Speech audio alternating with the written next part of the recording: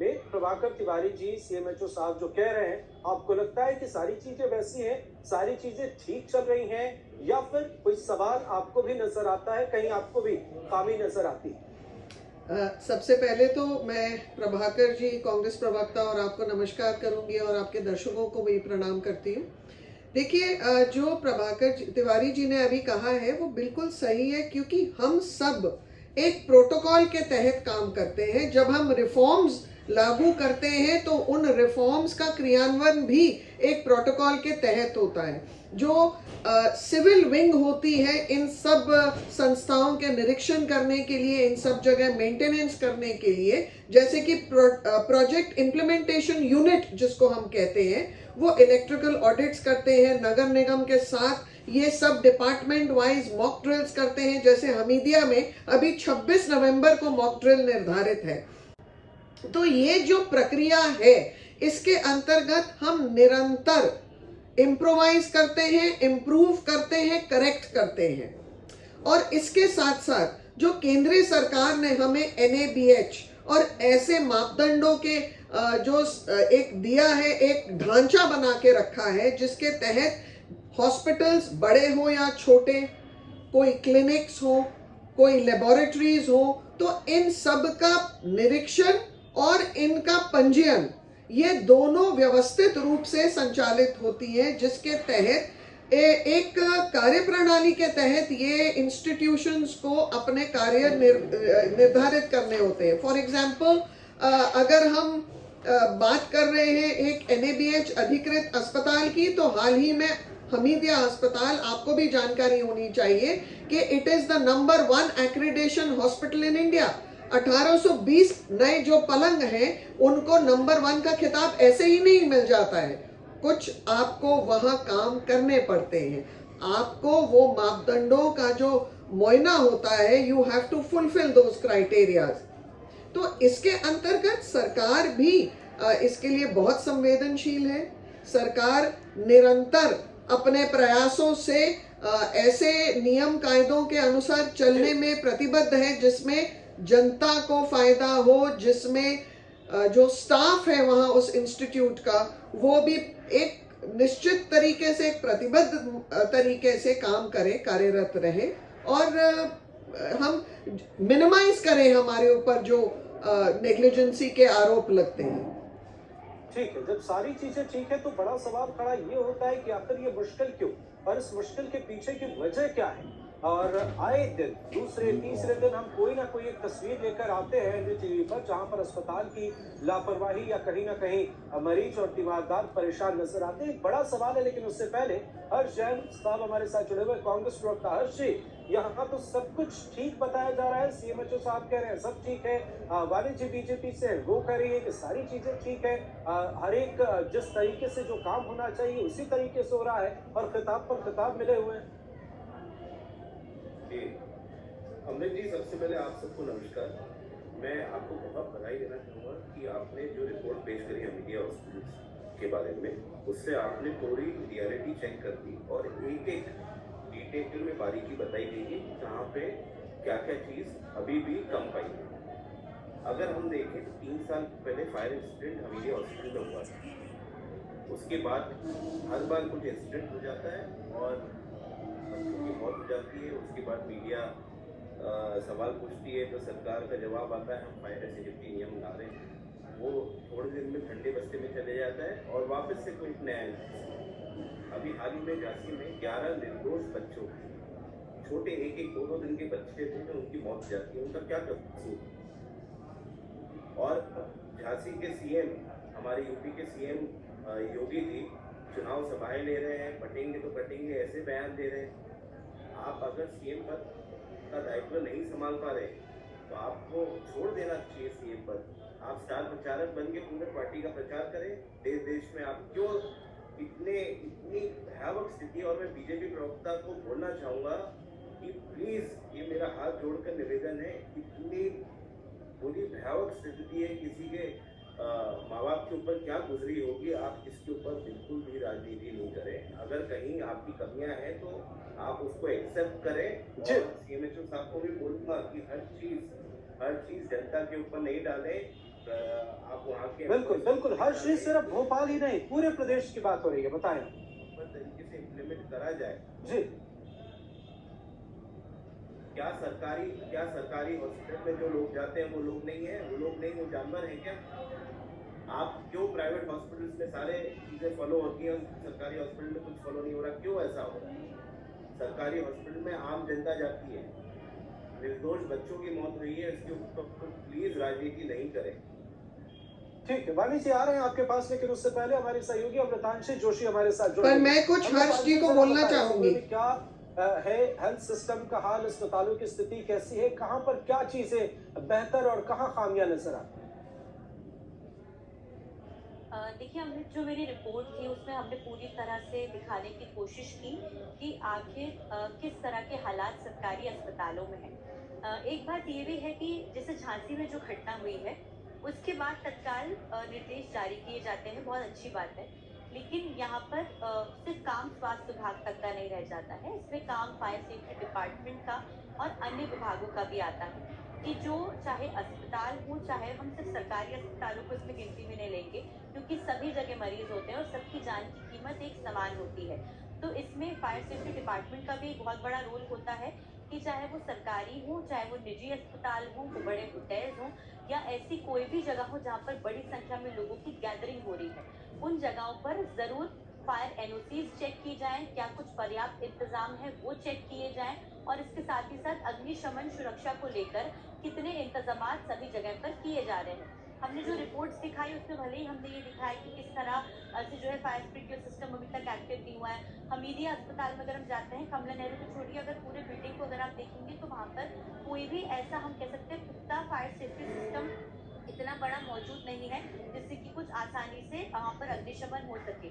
अभी हाल ही में कुछ दिन पहले भी हमीदिया में जो है एक छोटी सी आग लग गई थी क्योंकि शॉर्ट सर्किट और बिजली का जो लोड होता है वो किसी के कंट्रोल में नहीं होता है। कई बार ऐसा होता है कि जो भी जगहें रहती है, चाहे वो अस्पताल है या कोई और, उन्होंने मान लीजिए 100 यूनिट बिजली का लोड की परमिशन ली है, लेकिन वहाँ पर इस्तेमाल हो रहा है 150 यूनिट, 200 यूनिट। तो ये जो ज़्यादा जैसे बिजली की खपत बढ़ती जाती है, कई जगह पर तार भी खुले पड़े रहते हैं, ऐसे में ये जो है शॉर्ट सर्किट और अन्य जो है हम कह सकते हैं घटनाओं को अंजाम दे देता है। गजरा राजा मेडिकल कॉलेज में भी यही हुआ था।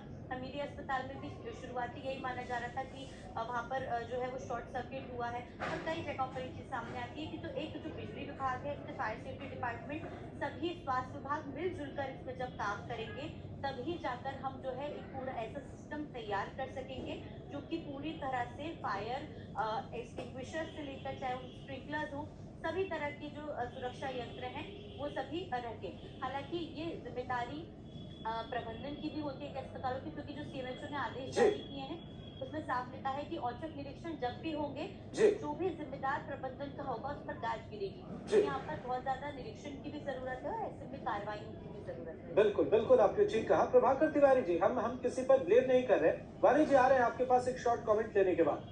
प्रभाकर जी, हम किसी पर ब्लेम नहीं कर रहे हैं, ना ही हम ये चाहते हैं, लेकिन एक बड़ा सवाल है कि हम हादसों से सबक लेना जानते हैं, बखूबी जानते हैं सर। इन तमाम हादसों के बाद, इन तमाम तस्वीरों के बाद ठीक करने को लेकर क्या कुछ चीजें की जा रही हैं, क्या है प्लान, और किसी मुश्किल के लिए हम कितने तैयार?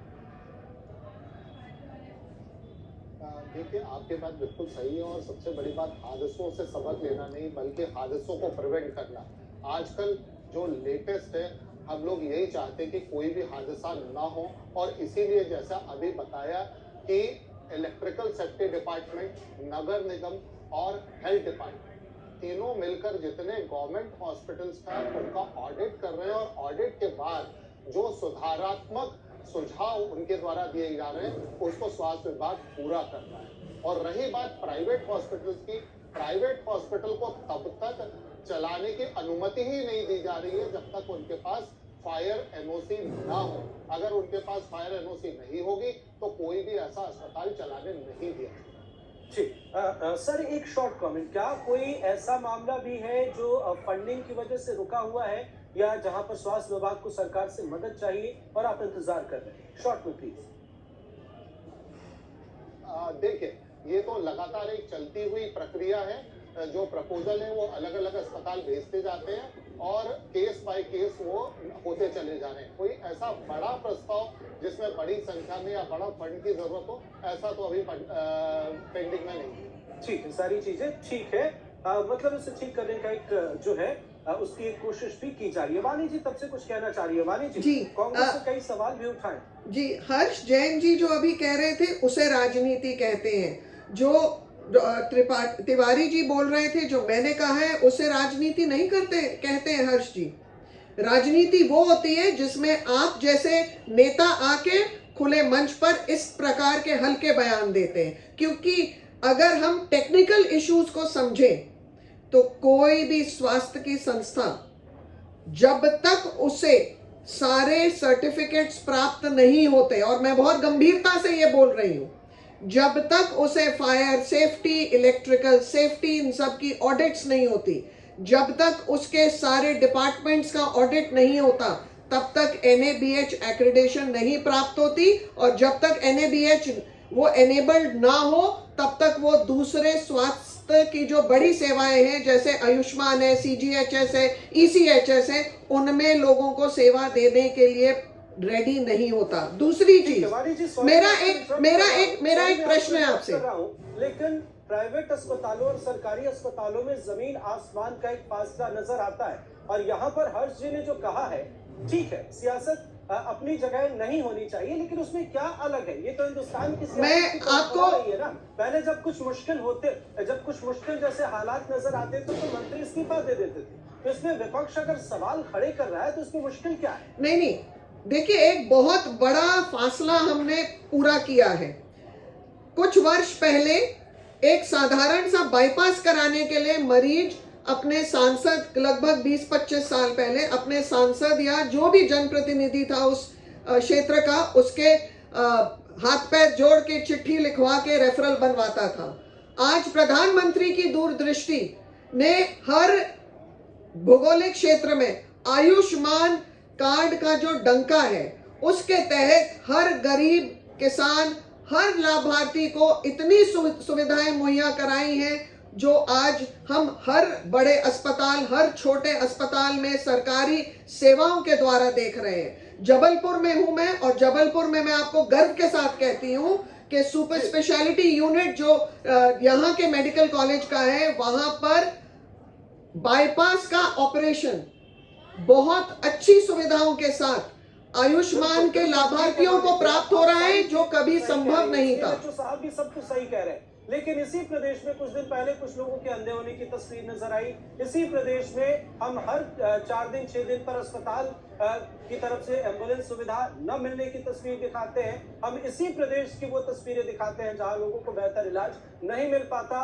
अव्यवस्थाओं का आलम छाया हुआ है, लोग परेशान हैं, तीमारदार परेशान है। यही की तस्वीरें है ना, हम किसी और राज्य की खबर देखिए, नहीं है। ये विडंबना है। मान लीजिए आपके पास हर्षी प्लीज। अगर मेरा सवाल पूछना सरकार से इनको खराब लगता है, तो मैं तो आपकी रिपोर्ट के ऊपर ही सवाल पूछ रहा हूँ। आपने अभी रिपोर्ट दिखाई थी, हमीदिया हॉस्पिटल में बेसिक सिस्टम, फायर स्प्रिंकलर जैसी चीजें भी एक्टिव नहीं है। उसके बाद इलेक्ट्रिक रो मैटरनिटी वार्ड के पास में लगा हुआ है। 3 साल पहले हमीदिया हॉस्पिटल में इतना बड़ा इंसिडेंट हुआ जी। ये मुद्दा से भटकाते हैं, इनसे हमीदिया हॉस्पिटल की बात करें तो आयुष्मान कार्ड पे पहुंच जाते हैं जी। ये 20 साल पहले क्या होता था उसमें चले जाते हैं। आप ये बताएं, हमीदिया हॉस्पिटल जो कि सरकारी हॉस्पिटल है, वहाँ पे जाने वाले लोग इस प्रदेश के नागरिक नहीं है क्या उनको आप अनदेखा करेंगे? आप सरकारी हॉस्पिटल के बारे में बोले। आप ठीक है हर्षी वक्त का एक शॉर्ट कमेंट ले लेते हैं वाणी जी से। देखिए, हमीदिया हॉस्पिटल की नई विंग अब संचालन किया जा रहा है। हमीदिया हॉस्पिटल की पुरानी विंग बंद है। नई विंग में 1820 बेड्स पर NABH की जो इनको प्राप्त हुआ है ऑथराइजेशन, वहां पर स्प्रिंकलर्स भी हैं, स्मोक डिटेक्टर्स भी हैं, और तमाम सारी ये सुविधाएं हैं। आप संवाददाता से पूछिए कि उन्होंने जो क्लिप दिखाया है वो नए हॉस्पिटल का है कि पुराने हॉस्पिटल का। मेरा एक सवाल है, कोई आपके हमीदिया हॉस्पिटल में भर्ती हो? ठीक है हर्षी, ठीक है वाणी जी, ठीक है। एक शॉर्ट कमेंट ले लेते हैं, वक्त कम है। प्रभाकर जी, जो स्थिति है उसे बेहतर करने के लिए क्या कुछ चीजें की जा रही है, क्या उम्मीद करें? दो लाइन आपको कहना चाहूँगा, स्थिति को बेहतर करने के लिए हम लगातार प्रयासरत हैं, क्योंकि हर एक सिस्टम में सुधार की हमेशा गुंजाइश रहती है। नंबर एक। दूसरा, ये मैं आपने जो अभी कहा उस पर जरूर एक कमेंट करना चाहूँगा कि कई बार ऐसा हमने देखा गया है कि पॉजिटिव चीजें उतनी हाईलाइट नहीं हो पाती जितनी नेगेटिव हो जाती हैं। तो मैं यही चाहूंगा कि आप लोग जिस तरह नेगेटिव को हाईलाइट करते हैं, निश्चित तौर पर जो हम लोग बिल्कुल सर, हम पॉजिटिव को भी हाईलाइट करते हैं। पॉजिटिव पर तालियां बजती हैं, फूल बरसाए जाते हैं, लेकिन नेगेटिव पर किसी की जान चली जाती है।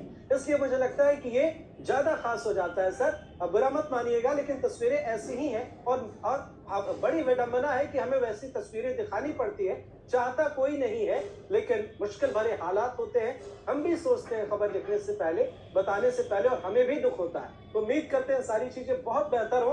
आप जैसा बता रहे हैं, बहुत बहुत शुक्रिया हमारे साथ जुड़ने के लिए। प्रभाकर नमस्कार। तिवारी जी आपका, हर्ष जैन जी आपका, डॉक्टर वाणी अहलुवालिया जी आपका, और अमृतांशु जोशी भोपाल से हमारी सहयोगी जुड़ी।